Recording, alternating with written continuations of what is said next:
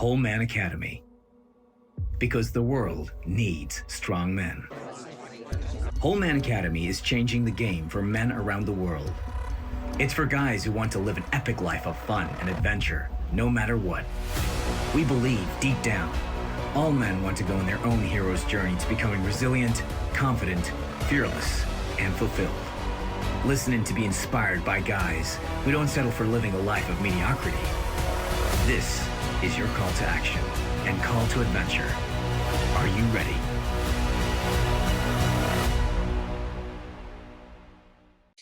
Okay, so this is the Whole Man Academy podcast, episode 84. My guest today is Gary Lafferty, international speaker, best-selling author, mindset and sales mentor, among other things. What he doesn't know about personal development, I've probably going to soak up all as much as I can of it. We're going to talk about living an epic life, pressure and expectation, importance of consistency, selling high-ticket offers, and diving with sharks, as you do. So, mate, how are you and where are you? Oh, mate, I am good. I am currently in sunny Tampa in Florida, And where I've been living now since 2018. Well, so I wonder with that, because, I mean, what I didn't realize for people that don't know how I got to kind of know about you was actually through, I was going to say a mutual friend, but if I'm not mistaken, she's your wife. So that, I hope we're still friends, but I know some people that aren't friends with their wives.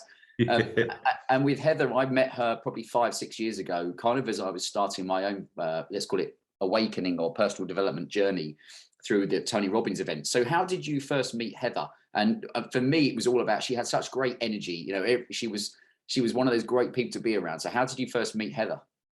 So again, it was all down to personal development. So I'm a great one for, even though we've been involved, like yourself, being involved in coaching for many years, you've still got to do your own personal development. You've still got to work on yourself, and you still got to achieve stuff for yourself and setting yourself goals. So one of the goals that I had for myself was I really wanted to write a book. Ever since I got into coaching, maybe 15 years ago, I wanted to write a book for entrepreneurs. Right. The title then was something like Bill and Ben, the businessmen, or something silly like that. It was something on that. But like everything else, it was one of those lists that never gets done. You know, let's write a book and stuff like that. So I made a conscious decision. I'm going to fly to America, and I'm going to go to this conference on getting stuff done, right? Getting stuff done and actually getting your book done.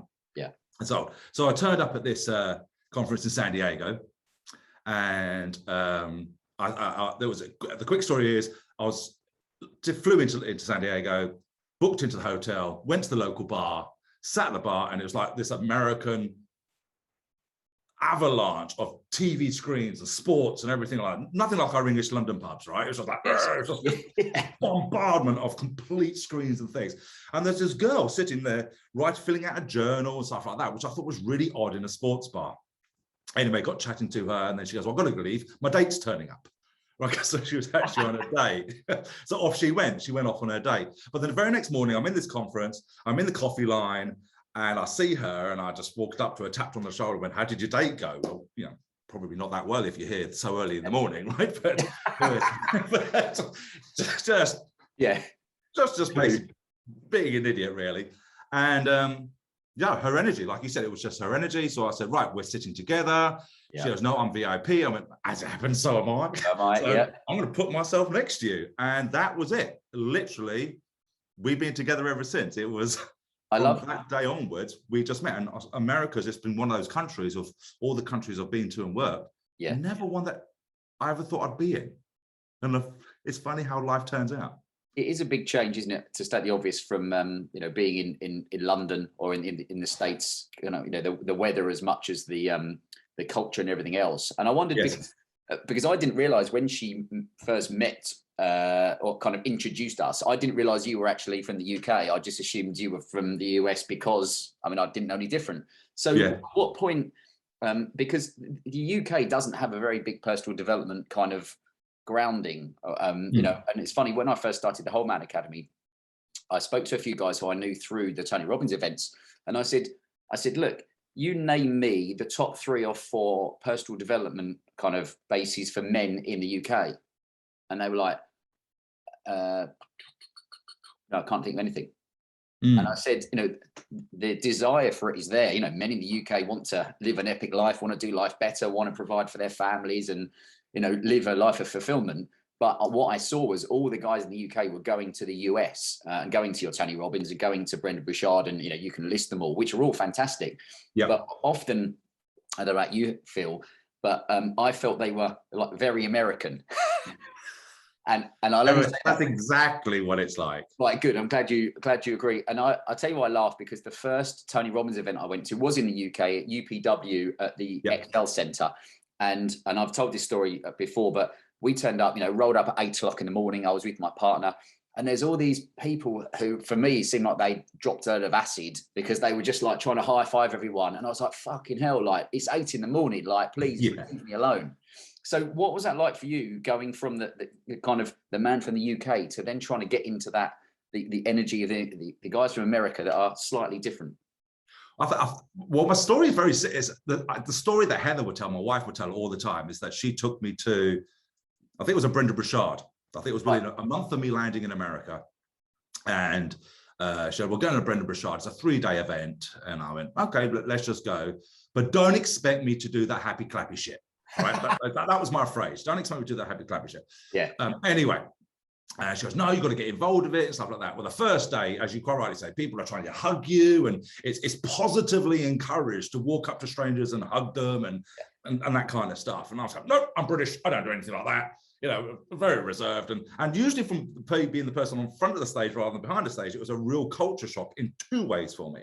Right. But anyway, apparently by day 3, I'm dancing in the aisle and I'm high-fiving people. And it just took, I would suppose, networking to a new level. It brought my own, I suppose I had internal fears. We all have internal fears. And that stiff upper lip of the British, not doing stuff like that, actually is probably the main reason why we don't do personal development that well in the UK. Yeah, it's because we see it as very Americanized. We see it as a complete relaxation of control. And if we lose control, we lose everything. And that attitude, unfortunately, as you say, on one hand, there's loads of men in the UK who really want, and loads of people and men, especially men, who would relish the personal development stuff. But because we just see it as a very American, we tend to avoid it. So being in America has really helped me see the other side of it. I mean, don't get me wrong, there are some people that come up and say hi and hug you and stuff like that. You just went, you just drop back. Get off. I'll ask one lady, I said, what do you do? And, she said, I'm a dolphin trainer or a dolphin whisperer, all right, or something like that. And she's from the desert in Arizona. And I was thinking, how can you be a dolphin whisperer? You do, so there are some really good stuff, but it's also a mix of a load of, I would call them wannabes. They're just hanging around the crowd. They don't really know why they're there. They're probably there for the energy. And if that's what feeds them, fantastic. Yeah. It's so interesting. I mean, the more I learn about personal development, the more I realize how little I know and how much for all the different experts there are, which will kind of come on to that. But I just wanted to go back for yourself because, again, you, prior to being out in the States, grew up in London. So give people kind of a little bit of a background of you as you kind of growing up. And then I know you were in kind of real estate brokerage and you scaled a business and then sold it, which I think is really interesting because for me, sometimes it's like, what happened after that? Because I guess you spend years building up for that, I'm guessing here. And then it's like, okay, well, it depends on what age you are. What do I do next?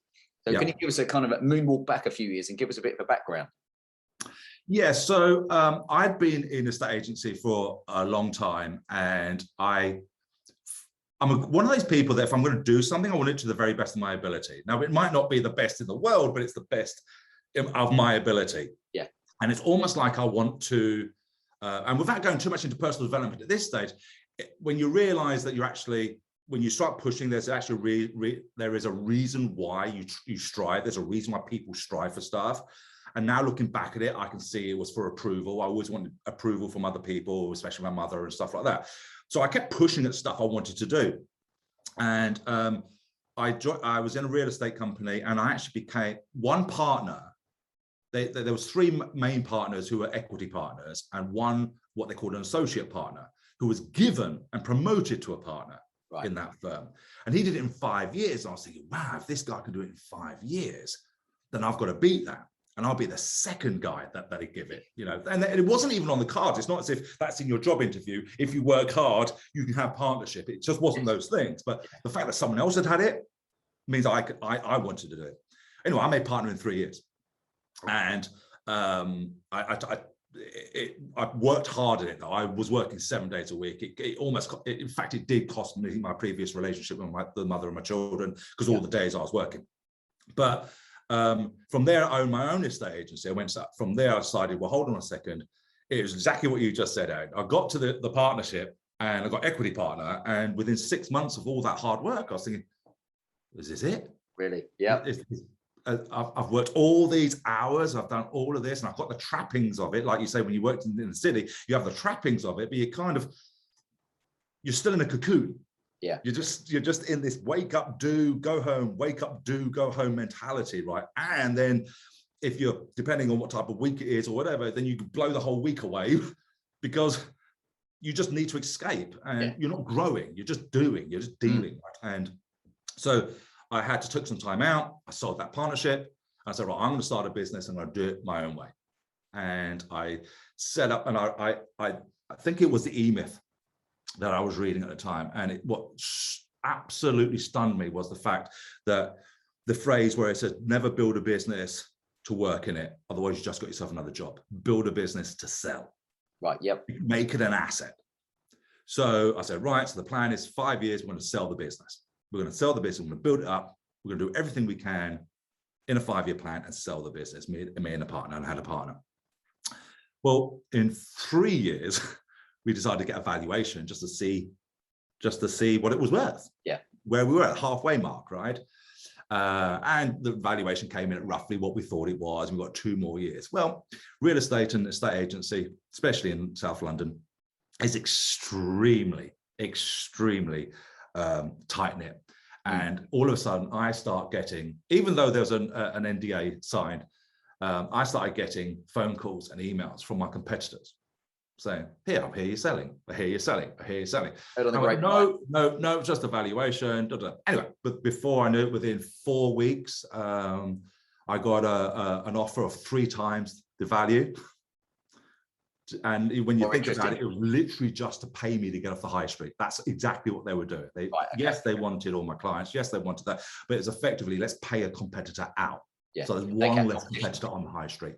And then that was it. And that's how I end up selling my estate agency, the real estate brokerage from there. And then went full-time into training and speaking. So what was it like going, did you know you were going into the training and speaking, and had you done some of that? I mean, beforehand, because I'm always interested for guys through the Whole Man Academy that I either talk to on the podcast or I kind of connect with, those that have made a big transition like that. For some of them it's been years in the making, and others are like, it's that fuck it moment where you're like, I'm off, I'm done, money in the bank or not. So how was it for you? I distinctly remember one day, the days I used to smoke and not really look after myself, and that's what it has when you're working all these hours. It's just I used to smoke a cigarette for like within 2 seconds. It used to be gone and then back in because it's busy. Yeah. And I remember sitting outside talking to someone, and I used to drive to work and every day. I remember the old cassette tapes, the personal development cassette tapes, just blew it in, and it was a tape, it wasn't even a CD then. Yep. It was a cassette tape. And I was listening to this guy called Jay Abraham. Right. And everything he said just made sense to me. How you look from another business, you take what's good at another business and you bring it into your current business. And he used the phrase "me too," which means completely different things today. But in those days, it was every business has a "me tooism." So if you're a solicitor, I'm a solicitor, me too. That's how we market ourselves. That's how we sell. Oh, I'm a personal trainer, me too. That's how we market ourselves. And no one was looking outside the industry. Mm. So they started looking outside the industry, and then that's how I managed to grow the business pretty quickly. And by seeing what was working for other people, I'll even look at tire shops and say, what's a tire shop that's doing that we're not doing in real estate or estate agency? Can I use something like that? And then Jay Abraham came over to England. He came over to England, and the promoter, I happened to know who the promoter was. And the promoter said, yeah, we're paying him, I think it was like $25,000 for 40 minutes. Yep. Back then, that was a lot of money. Yeah, that was in the 90s. It was like, what? That's, I remember earning that all year. Yes, yeah, 25,000. 25 grand. So I was thinking, I've got to go and see him anyway. As it all turned out, I remember going, wow, if he can make 25 grand sharing his and helping people, he wasn't just getting paid. See, he wasn't just one of those speakers who you get paid to speak, if that makes sense. I climb Mount Everest, and therefore I'm speaking and teaching about Mount Everest. This was real good stuff that really helped people expand as people and as businesses. And I was listening to him and I thought, that's what I want to do. That is exactly what I want to do. I want to get paid to teach people and help people grow, just like I've managed to grow. And Jay Abraham has been in my ear for 2 years as a cassette tape. And now I want to do that. So that became my transition. And so my transition was, okay, I'm going to go out and help people. And so it's through Who You Know, and a friend of mine was starting up a coaching company to train people how to become coaches, as a lot of people were doing way back in the 90s and the late 90s and early noughties. And she paid me to come in and do 45 minutes worth of training on marketing and selling yourself as a coach. And that was the beginning of my thing. And from there, it just grew into an international thing. That's what I always love to hear, when it is that, as you say, you kind of start small, and because some people, I think, see, the especially, let's say, personal development gurus or people up on stage, and you realize that you start small and it might just be that one person, but you've got to kind of put yourself out there and put yourself in that situation. Yes, absolutely. I think people very rarely see that image of the iceberg. Everyone sees success as the top, and they don't see the bottom of it and all of the stuff, and I like to refer to that bottom part of the thing as the Titanic part, because that's the thing that sunk the Titanic. All right, that's where all the problems are, that's where all the dangers are. When you're at the top, you can see for miles, right? But when you're underneath, you can't. So you don't know what you're going to get hit by, you don't know what's going to happen, and that's where the struggle comes from. But if you don't do that struggle, and this is the things about what I see people who succeed and do really, really well in life, is those who went through the struggles, because now they know how to duck and dive. They know what the problems are. They know how not to repeat those things. So they can get to the top. Whereas those who have just become what I call instantly famous, for sake of another term, that they fall very quickly because they don't have that proper foundation of not just learning and doing, but having to take the falls as well. And I guess also it's that, it's funny, reminding me of 2 weeks ago on the podcast, we had Mark Knight, who's kind of a international DJ, and I knew him when he was DJing to, as you said, like 5 people on the dance floor, and then years later he's DJing to 50,000. And it is that starting off thing. And I'm wondering for yourself, how was it nerves wise when you started speaking to even to smaller groups? But once the kind of the crowds got a little bit bigger. It was always nerve-wracking. I've got to tell you that it was always nerve-wracking, whether it was 8 people in the room. And today, to be fair, even though when I go online and do an online event, I just literally did an online event in Singapore. It's a 3-day event. So time-wise, it's a complete 12-hour difference. So their daytime is the middle of my night. But it doesn't matter how many people, whether it was 8 people or up to, I think the one I did was 5,500 people in a room. The nerves were always there. But a friend of mine, Andy Harrington, I don't know if you know Andy Harrington. Andy Harrington, he gave a quote, and he turned around and he says, look, Gary, if you were on the starting gun as a sprinter, if you were Usain Bolt, do you think they are full of nerves and shaking when they're actually on the blocks? Or have they now calm and ready? Because if you're shaking on the blocks, it's the wrong time to shake. Right. When you're on the blocks, you should be ready to go. So by all means, you've got to rechannel that energy. But nerves wise, yes, I used to pace. People used to come up to me, go, am I right? And I used to get away from me. And I used to be, and I know what Tony does. Tony he gets himself into state right beforehand. And I tried doing that, and I just felt so silly doing it, really trying to get myself into state. I'm already in a state, right? Just the wrong state. So I used to be one of these really internally focused, and my heart used to be trying to jump out of my chest because I think I really wanted the message to land. I think that was the key. I wanted, when I really assessed that, I wanted the message to land. I wanted people to have a good time. I didn't really care what they thought about me. I'm of the opinion that, a good percentage of the room won't like you no matter what. All right. Yeah. I'm a great believer of a third of the room won't like you because they don't like your hair, they don't like your accent, they don't like your shirt, they just don't like themselves, whatever it is. They just don't like you. So you can't please everybody. And that was a key thing. You can't please everybody when you're speaking. But for those who do, I still want them to have a good message. It's not about me. I'm just the messenger. All right. So I want them to have a great takeaway and to feel something different and to feel that they can change and they can feel that they can get out of that rut that they're in, because life puts us in a rut, unfortunately, and it's up to us to get out of that rut. No one's going to come and take you out of that rut. You have to get out of that rut yourself. And so messages to land. So nerves were not because of me. I think the nerves was because what happens if they don't get it? What happens if I can't get that message across? Am I wasting my time? Have they wasted their time? What happens if I leave them where they are and they get stuck and they never get out? So it's a different type of nerves that I had, but nerves nonetheless.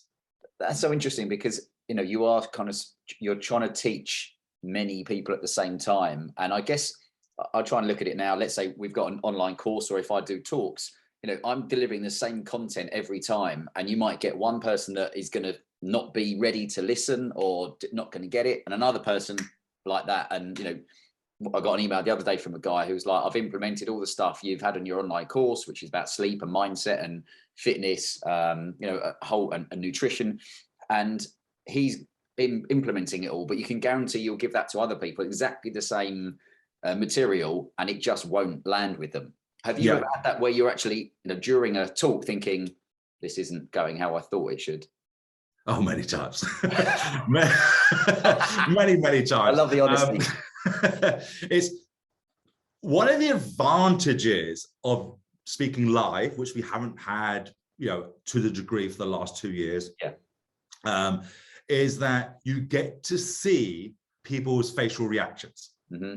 And even in rooms of thousands, your eyes will go to people, right? Because you want to connect with them. So you get to see their thing. So it's a good thing, but it's also a bad thing, because when you're looking at someone and they're away with the fairies, all right, or they're on their phone, or worse still, they're eating a Burger King or something like that. You just think, you're not getting it. Why am I not getting through to you? And then your focus becomes on trying to get them, which is wrong, by the way, but you can't help it. You focus on, I need to make sure you get it. Out of 5,000 people, you're the one that I need to be talking to, which is the thing. But then you have to change and realize, look, just because one person's not getting it, it doesn't mean the rest aren't. And quite frankly, this one person might be getting it, but they're processing differently. I'll tell you why that's important. I probably could have done with learning that myself. I did a talk probably about 2 years ago at Soho House in down in Soho in London, and there was about 25, 30 people in the room, and it was about the Whole Man Academy and why men should get together to talk. And all but two of the people were seemed like they were nodding along and paying attention. And there was this one guy at the back who was probably in his early 50s, and he just was scrolling through his phone the whole time. And I was focusing on him, thinking he hates me, he doesn't like it, he thinks it's shit. And at the end, he was the first one to come up and say, I took loads of notes on my phone, it was really good. I was like, fuck, I just spent like half an hour concentrating on that instead of actually thinking, how am I delivering value to the people that, in my perception, wanted to hear from it. So for me, one of the questions also, I know you've spoken on stage, alongside, some big names. So I know the answer is going to be yes, continue becoming a better speaker by looking at them. But is there one in particular that you've taken more direction from? Really good question. Really good question.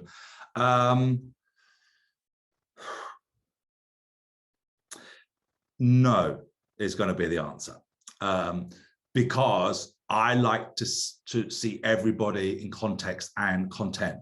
So I love to hear what they got to say for my own personal development, and that's content, but the context they take it in, I'm learning from them. How do they do that? Did they do that how I would do it? Or can I improve from that? Or things like that. So there's not one, maybe I should go, oh, he's the most inspirational to me. Maybe I should be that type of person. Go, that person is, the God, the demigod for me. But unfortunately there isn't. I suppose I'm a great believer. These guys are putting themselves out there. I feel for them. I know what it feels like to all that energy that it takes. Yeah. So, and for that, I respect them. So therefore, I'm going to give them the time of day that they deserve and want and need, rather than just choosing one over. But I think everyone comes with a different content. I think that's the difference. Everyone comes with different content, and everyone has a different way of putting it across. But they move me not in a speaker's way, but certainly they help me as a person and help me as an entrepreneur. I could talk for hours about what it's like for speaking as a young, when I say young, as in I'm 43, but I've only started doing speaking in the last couple of years. So I'm on the first or second rung of learning. But I wanted for you, because what I saw from some of the personal development stuff I went to was, what's the word, like the persuasive presentations, as it were.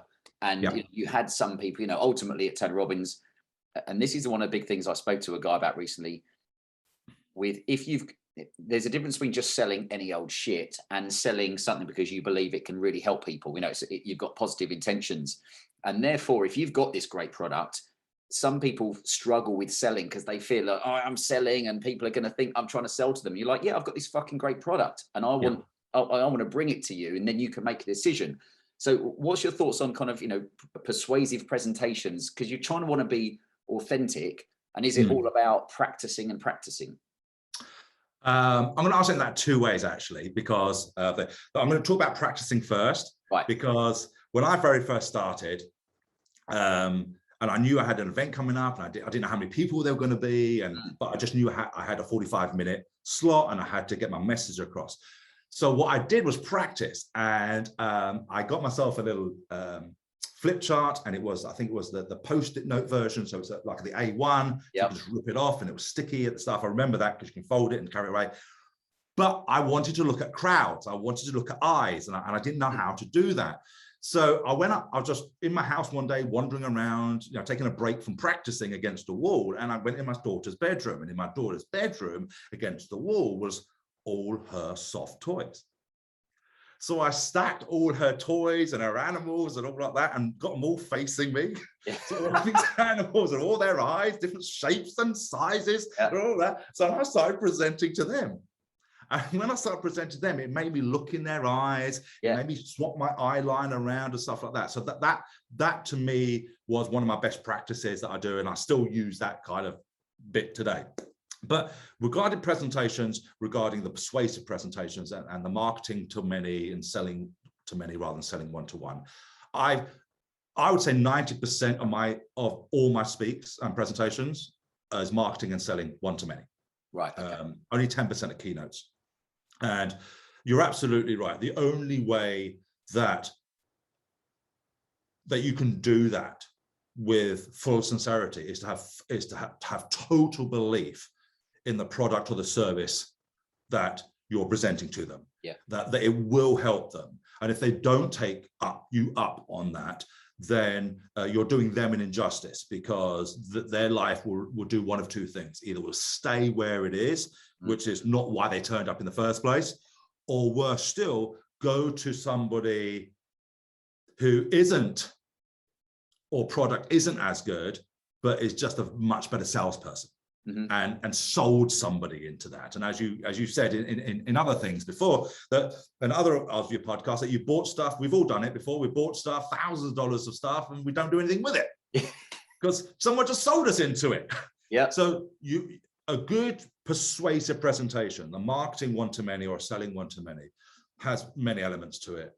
But the main elements would be full belief in the results it can produce for that particular person. And quite frankly, if it's a great product, but the wrong person at the other end. So for example, if you're trying to sell something, and there's so many things around, so I'm not going to name anything, but you can sell something, let's say to an 80-year-old man, a particular training who's never going to utilize it, or it's too late to use it or something like that, then that's just insincere. No matter how good this product is, it's the wrong person.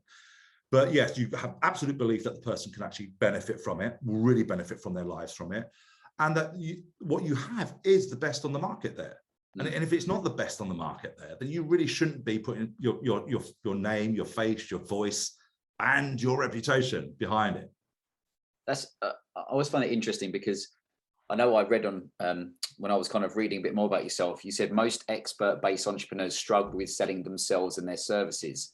And Yes. I guess, you know, even in my years of working in the city, you know, everybody is selling themselves at some point. It might be that you're pitching to your girlfriend that you want to go out on a Saturday night with your mates, as well as, you know, doing a presentation to work. And that all comes down to, you know, the more you do in theory, the better you get if you're getting around the right people.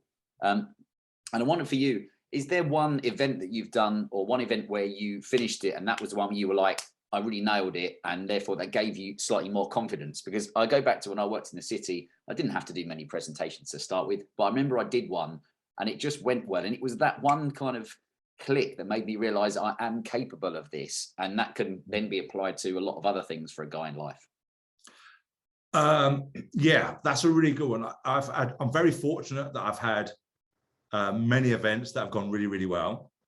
And people are running to the back of the room before I've even finished speaking, you know, and one could say, that's really good. You know, I said, oh, I haven't even given you the price yet. Yeah.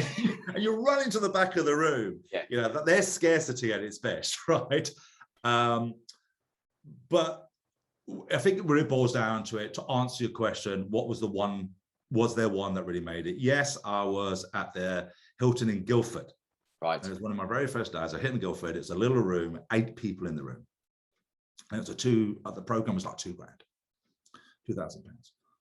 And I'm sitting to 8 people and everything's going through my head, as well as trying to get the message across. Everything's going, does this make sense to them? Is there only 8? What chance have I got of telling you if there's only 8 in the room? You know, all the negatives were going through my head as well. But I think at the end of the day, 3 or 4, this was way back when I first had 3 or 4 out of the 8, went to the bank, got their credit card out and paid £2,000 each. Yeah.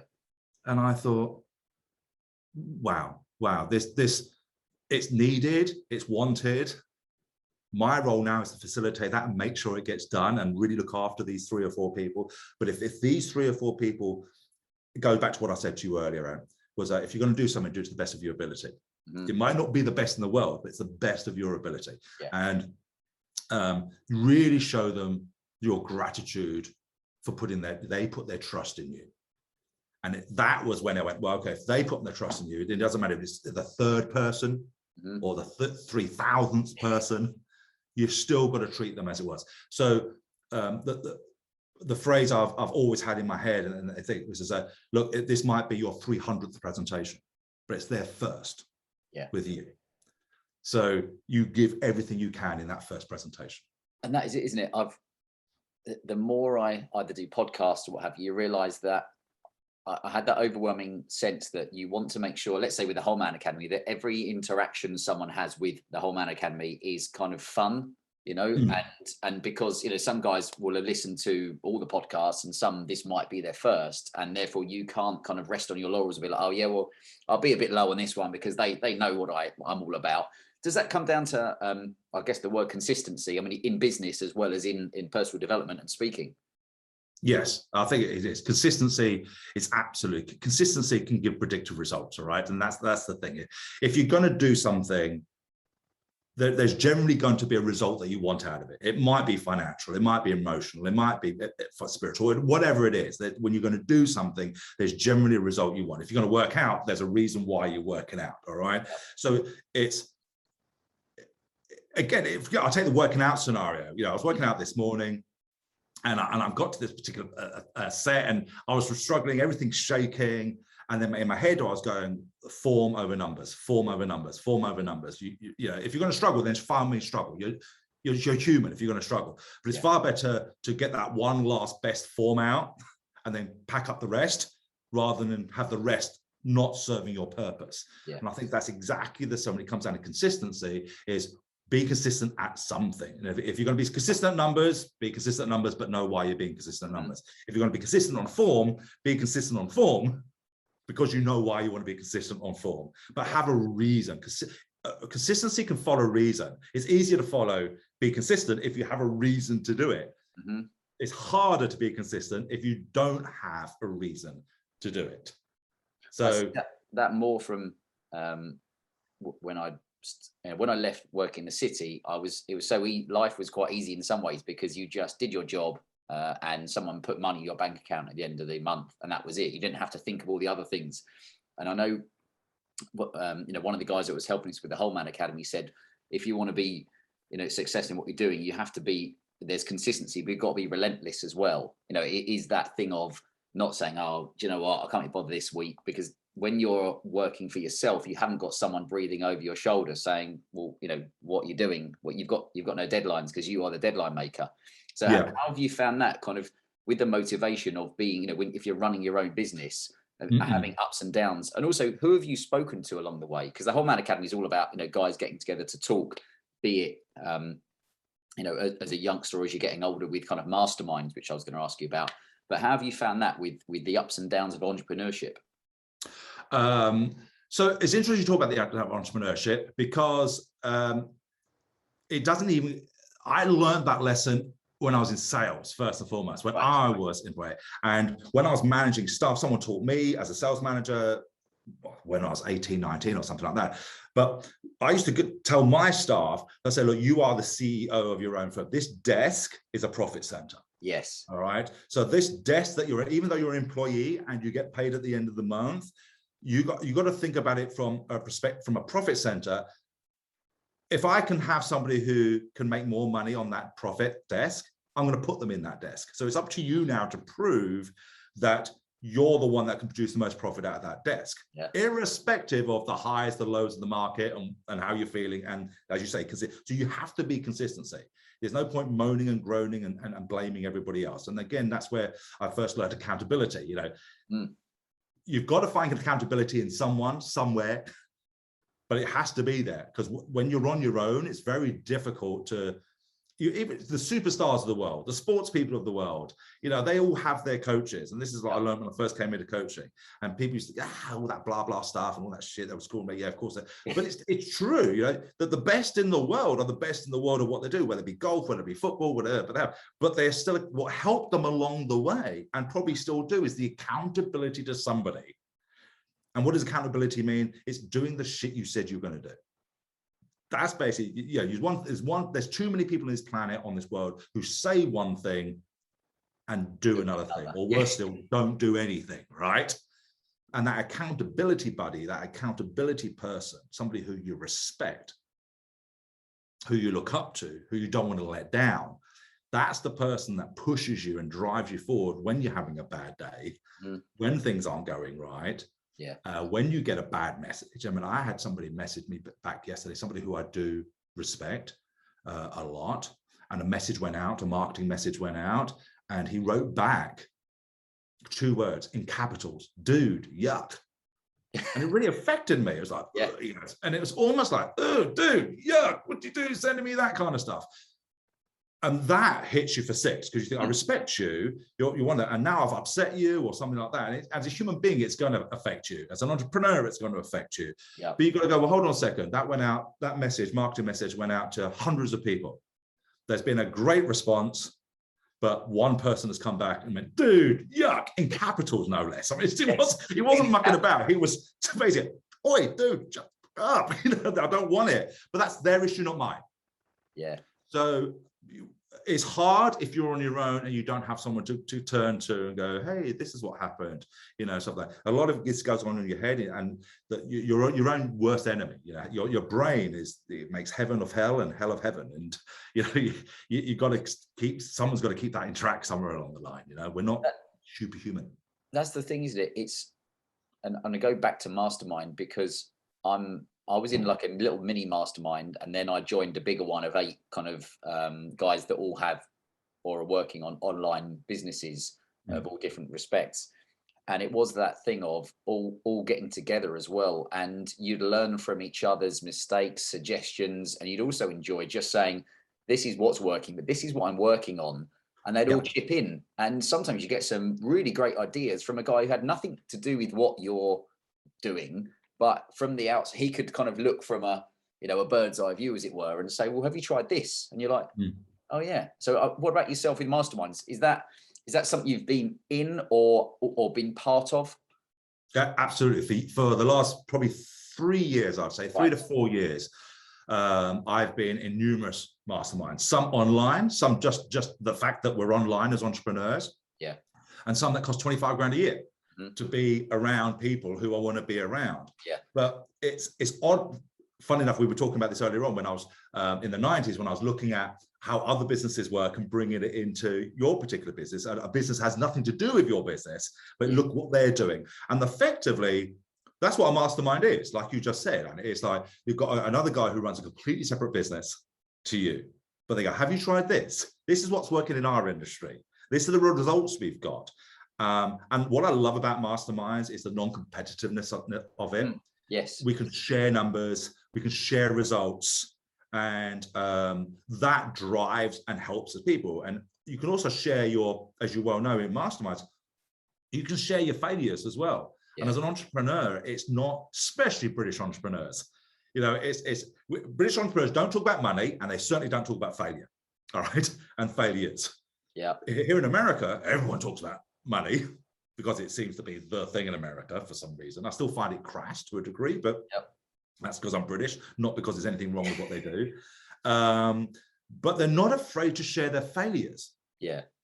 And that's such a big learning curve when you can share, look, I tried this, and they go, what are the numbers you got? And I've got this, it's complete, for how much did that cost you? Da, da, da. But it just forces you to look at it at a deeper level, rather than brush under the carpet, as we used to say, you know, just brush under the carpet. Yep, bad figures. It's awkward, so don't worry. Yeah, we don't want to talk about that. Yeah. And it just means you're back on your own again, because you know you've brushed it under the carpet. Yeah. It's still your carpet, right? Everyone else has left. Yeah. It's now, you didn't bring it up. It's still your carpet. You've got to go back to, you know, it's underneath there. So I think it's really healthy to bring out failures, to bring out what you've tried, what's worked, what hasn't worked. So I'm an absolute real believer that in masterminds, and there are plenty about online and offline. Yeah, no, it's definitely something, because we were close to launching our own mastermind at the start of 2020, and then of course it fucked things up because people weren't traveling or getting together. And for me, the importance was, although it would have been mainly online, we all know the power of getting together in the room. You know, it's a totally different experience when you can, I don't know, you can see someone warts and all, instead of them kind of, just sitting behind a screen, sometimes with a fake wooden background, and who knows what's really going on in their life. Well, I wondered if you also, I could talk to you for ages about this stuff. That's why I realized we're racing through time. But with your own health, I know you said that you stopped smoking. But one of the big things for me about personal development was their big importance of health. Health is your wealth, and if you're eating shit and drinking crap and spending time doing things that are toxic for your body, it's going to pay you back at some point. So what about yourself with your kind of health journey, as it were? I always used to be a very keen sports as I was growing up. I used to play a lot of rugby. I used to play rugby for Surrey when I was younger, and then I went into martial arts and did 10 years of martial arts in Taekwondo and Kung Fu.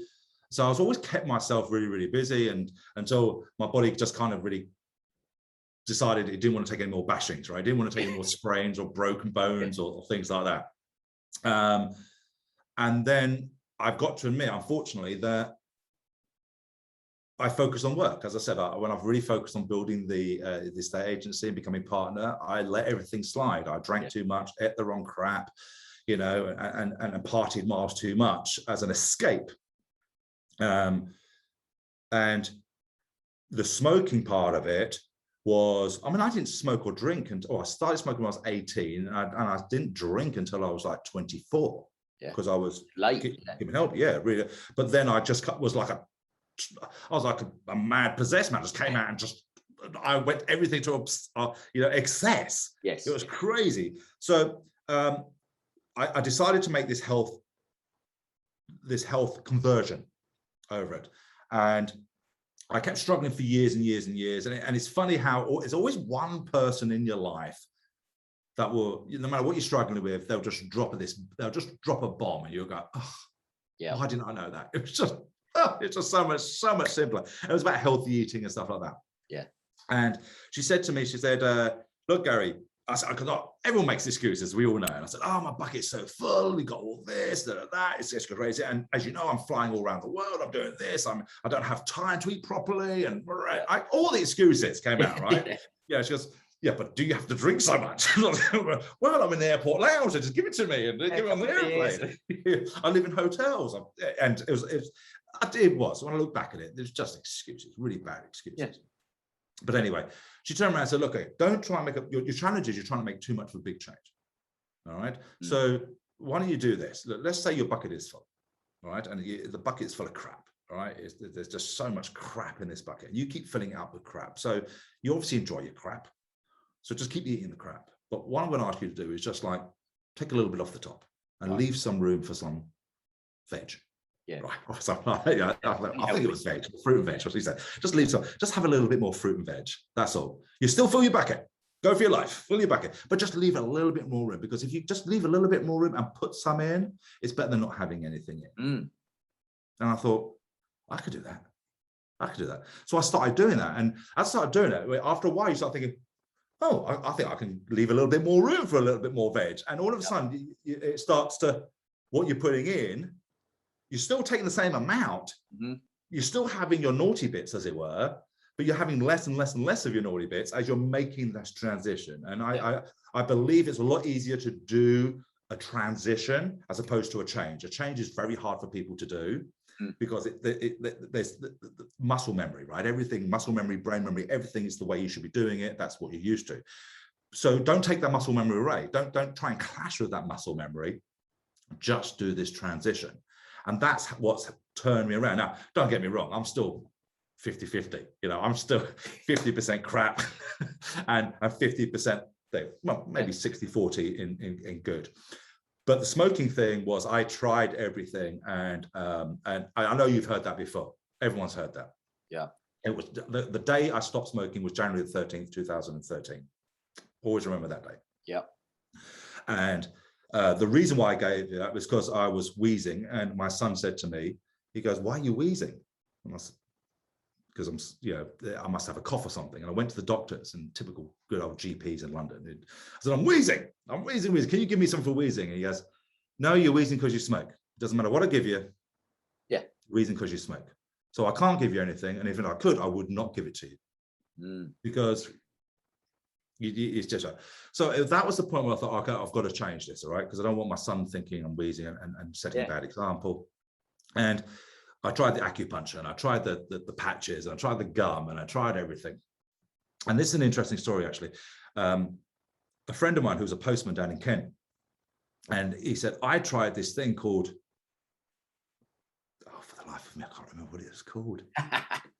Anyway, but what it was bioresonance. That's what it's called, bioresonance therapy. I never heard of it before.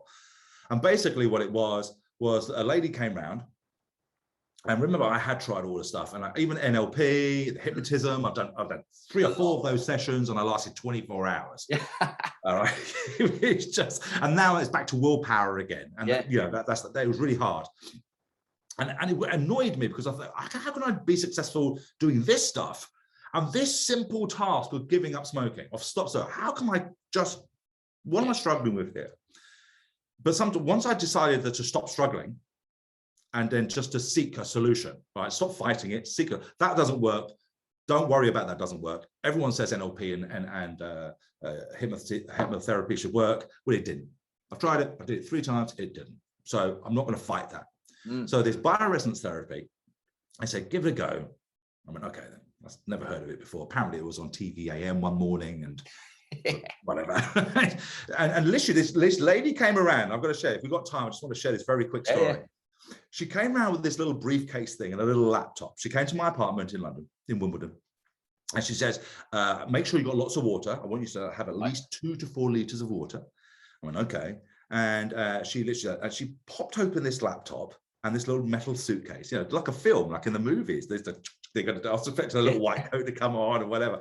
And then she brought out these, the best way to describe it is like swimming bands, you know, the bands you get at the swimming pool where you've got to say, this is your time to get out the pool because you're a blue or you're a green or whatever, and a very thin wire attached to it. So I literally put these bands on my wrist and my ankles, 4 bands, don't feel them because they're just like rubber bands, not tight, they're just there, and 4 wires into the computer. What's your weight? How long have you been smoking? Da, da, da, da. And she starts slapping in the laptop, da, da, da, and she goes, fine.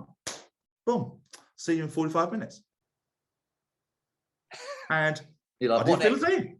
I literally did not feel it. I'm drinking this water at gallons, and she's in the next room. She's talking to my girlfriend at the time, and I'm sitting there and I'm dying for a pee, and I'm going, I've been drinking all this water, but I didn't want to move in case it broke something. And so I shouted, I said, excuse me, I need to go to the pee. I need to go for a wee or whatever. She goes, oh, that's fine. Just take them off. Go for a wee and come back again. I went, oh. Okay, now I'm thinking is this having a laugh? Or it's just taking the piss. Like 200 or 300 pounds or something, 200 or 300 quid. And I've got these silly bands, which I don't even know. It's not even beeping. If it beeps, I thought it was doing something, but it just wasn't even beeping. Can you give us a beep? 45 minutes later, she went, boom, that's all right, you're done. Cool. I went, well, she asked, what have you done then? She goes, well, what I've really done is actually, with the bioresonance, like a tuning fork, I put your body back into sync with where it was before. What she goes, yeah, so effectively, in layman's terms, I've wiped out your body's memory of smoking. Wow. I'm like, yeah, right. Okay. Yeah. All right, then. This is it. But anyway, she left. And I didn't fancy a cigarette. Yeah. I went down to the pub, because that's always my big tester. If I go down to the pub and people there are smoking, I go on there, I can smell it or whatever. Anyway, what my friend of mine, she turned around, she said, hey, do you want a cigarette? As they do, we were passing the cigarettes around. I said, oh, I went, no, thanks. I don't smoke. And it was like weird. It's like my body had, even though I could taste the cigarette, the virtual cigarette, as it were, my brain was going, I don't smoke. It's like I almost forgot how to smoke. And it was just this amazing thing. And I literally haven't touched a cigarette since. I've had no desire for one. Yeah. It's just worked. I love stories. Sometimes it's not more popular, but hey. The important part of that was because I've studied NLP and I've been trained in hypnotherapy, even though it was part of the course I went on, which is great, but I didn't have the interest in actually kind of actioning it afterwards. But one of the guys there said, you've got to remember that some things work for some people. Some people are. It's a bit like at the moment, the media with their words and their language and their what's the word I'm looking for? the images that they show.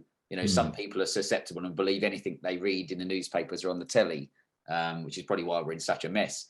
But some people aren't susceptible to it. And I guess that's one of those things that you go, well, look, as you say, you know enough about that stuff to try it, and then just go, it's not for me. Yeah, I mean, it's worked for a tremendous lot of people, and it's NLP has it as I use NLP when I'm speaking. Yeah, when I'm presenting, I use NLP a lot because it's to help people break down those barriers so that they actually get involved in your conversation, right? But yeah, it's I was accepted it. I didn't say it was wrong. I just said it just didn't work for me. Yeah, so I think it's an important lesson for people. Is just because this thing works for you. I mean, we know people, my partner's a nutritionist, naturopathic nutritionist, and she'll have someone say, yeah, but Barbara down the road has lost loads of weight because she's doing this. And you're like, yeah, but you're not fucking Barbara. Yeah. And maybe you've been through the menopause, or she breastfed, or she's done this, or, she's got different genes. And you're like, just a reminder that everybody's different. Well, 2 last questions was, again, I know we could speak for ages. I do feel like we've got another podcast in us one day, hopefully in person. If you're ever in the UK, but it was about like the high ticket sales, and I know I mentioned to one of my friends who is in business, and I said I was interviewing yourself, and he had a look at your website, and he was the same as me. He's like, it's always interesting to know a few bits about how you teach people high ticket sales as opposed to normal sales, because of course when someone's parting with 5, 10, 20 grand, it's a different different investment literally to someone that's giving over 30 quid for something. What's your thoughts on the high ticket sales? Well, again, that's a whole that's a whole massive order. What's your thoughts on it, right? But I think the definition of a high ticket service or a high ticket product is is 5 grand upwards, all right, and right up to 100, 200 grand. It doesn't matter. It's not, but you used a key word, which was investment. Right. And it's not, you're not buying something. There isn't a cost to it. If you have a true high ticket, something that's of value, then that becomes an investment. So where's the difference? Where's the mindset? That a lot of stuff that I have to work with my clients initially is their own mindset, is their own belief of what they absolutely have. You know, and I've had people who, I've worked with people who had $1,000 product, which is now a $15,000 product. But it wasn't, the product didn't really change that much. It was their mindset that absolutely changed. Had a guy recently in the relationship field. So you'd think, well, that's not even a product. You know, he's coaching in a relationship. He coaches men in relationships. You know, big CEOs who focus on their business rather than their relationships. So it's really intangible. But once he got his head around it, he went from $5,000 to 25,000. It's the same package, just changed his mindset. So first and foremost, it's mindset. But what comes down to it ultimately is how do you define it, and what helps your mindset is the problem that you solve. So that's what it boils down to. And everyone goes, yeah, it's the problem that you solve. But if you've got to know who your ideal paying client is, you know, the avatar as it is normally called, but I like to call it your ideal paying client, because there's lots and lots of coaches out there who have lots and lots of ideal clients who haven't paid them a penny, right? They've helped them all, but they haven't paid them a penny. So who's your ideal paying client? Someone who will pay you for it, who will pay you high ticket. And you want to know what their biggest problem is and what does that problem cost. So effectively, if you want to charge 5 figures for, you know, 10 grand, 25 grand, 50 grand, you better be solving a 6-figure problem. You want to be charging 6 figures, you've got to find a 7-figure problem. And if you can't monetize for yourself the problem, you're not going to be able to monetize that as a return upon investment for your clients. So a lot of this work is on the actual client, your mindset, then the problem, before the solution. And I think a lot of coaches and trainers, and they come with a solution and try and shove it down their throats and go, this is a 10 grand, this is a 10 grand solution to all your problems. And this is what I do. Just take this glorified pill and if it, boom, you'll be this. And some of them might get through, but it's not sustainable. Right? And it's certainly not scalable, because there's only one way to go from there, and that's down, because you'll eventually want to scale, and therefore you have to drop your prices. So it's a lot easier to come in high, a lot higher, find the true value of it. And then once you know the true value, it's a case of just conversing with people to get them to feel their current challenges. And then it'd be, oh, it is a 7-figure problem. Didn't realize it was a 7-figure problem. Didn't realize it was going to cost me this, you know. And my client who I've just been speaking about, you know, he works in an industry where divorce is rife. And how do you put a price on divorce? Well, it's a lot, especially if you're a very successful CEO or something like that, or a company, that can really rack up. So once you really put them in that position, your worth of 25 grand is, it becomes an awful lot easier to transition over. It's really interesting, and definitely it's something that, I guess when I worked in the city, you just didn't have to, that's what I was saying, when you're an employee, and you're working in a certain kind of department or division or something, you didn't have to think of that kind of stuff. So I find it so interesting to, you know, why will one person happily drop 10 grand on a product and the other person doesn't? As you say, it's all of the different things. You know, have they used the right language to market to them? Do they understand what their pain points are, etc.? So I'm slowly learning, and hopefully the guys that are listening to this are picking up some golden nuggets. Well, the last question was about, we talk about being relentless and things, but relentless and crazy things for me is you doing shark diving, and it's not just shark diving, it's no tank shark diving.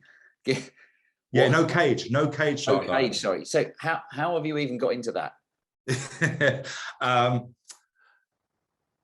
Because I'm a crazy motherfucker. Because I would try anything once, and once I try it, if I enjoy it, I'll keep on doing it. So I was in Cape Town probably 10 years ago, and we went out shark diving in a cage.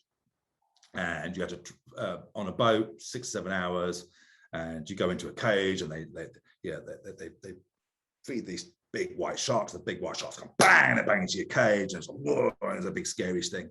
And I loved it. I really, really loved it, you know. And that day ended very, very quickly because some American guy, ex-Marine, who thought the rules didn't apply to him. What was a simple rule? Don't stick anything out of the cage, right? That's a simple rule. Don't stick your finger out of the cage. Don't stick anything out of the cage. Well, he decided that his GoPro was allowed to go out the cage. So he stuck his GoPro out of the cage to see the shark coming. And as the shark hit the cage, the sharp tooth nipped his finger and sliced his bottom finger, all right, off, and there was blood everywhere, and all of a sudden they pulled the guys out of the cage, dumped the cage, and all hell went back to the thought. And I thought, okay. But I was in Mozambique. A couple of years later, I was in Mozambique, and I was diving. They go, do you want to go shark diving? I said, I love shark diving. This is a no-cage shark. You can go and feed the sharks. I was going, feed the sharks. Thing. So we're sitting on this thing, this rib boat. We're going out there, and there's 8 of us on this boat, and there's a cage next to it. And we get to this point, and they start chomping the sharks, and all the sharks come around, and they're just circling the boat. And they say, right, who's our free diver? Who are our free divers on the boat? And I stuck my hand up, and I looked around. As I said, there's 8 of us on the boat. I looked around. It was just me. It was just me on the boat. All right. And they went, right, so this is what you do. Do you see the buoy over there? I want you to roll into the water. Make sure you have your gloves on so you can't see your skin because of the reflection. Yeah. Cross your arms and just swim across the buoy, and then drop 10 meters, 30 feet, and then hover. All right. And I'll come and get you then. I went, okay.